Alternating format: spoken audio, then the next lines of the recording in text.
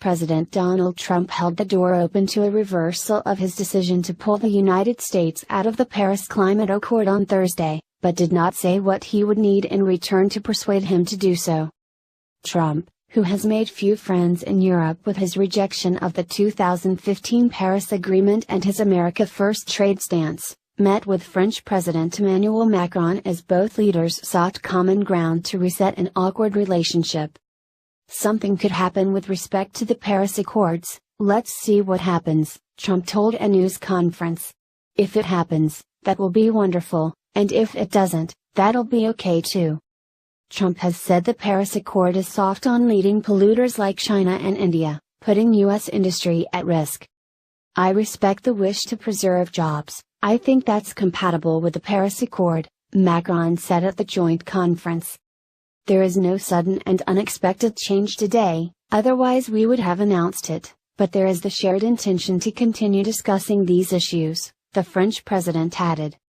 Trump and Macron's relationship got off to a bumpy start, but both have an incentive to improve relations. Macron hopes to elevate France's role in global affairs, and Trump, seemingly isolated among world leaders, needs a friend overseas.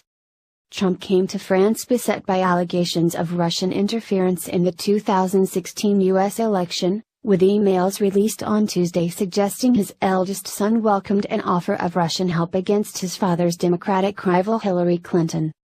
Weeks after Macron hosted Russian President Vladimir Putin at the Palace of Versailles, Trump will bask in the trappings of the Bastille Day military parade on Friday and commemorations of the entry 100 years ago of U.S. troops into World War I.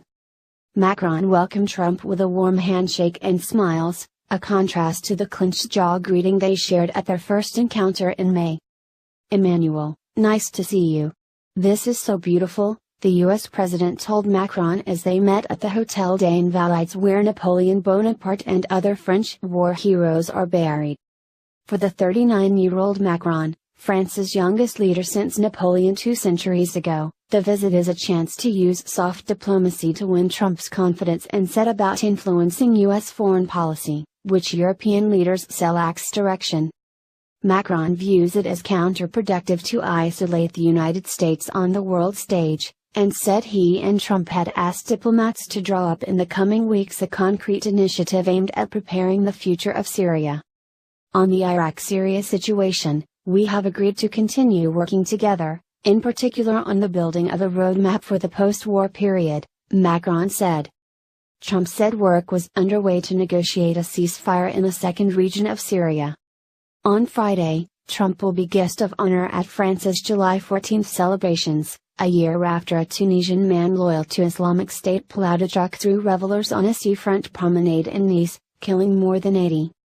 During the U.S. election campaign, Trump said a wave of militant attacks showed France is no longer France, and reprimanded the then socialist government for allegedly bowing its head to jihadists. In bringing Trump to Paris, Macron has stolen a march on Britain's embattled Prime Minister Theresa May.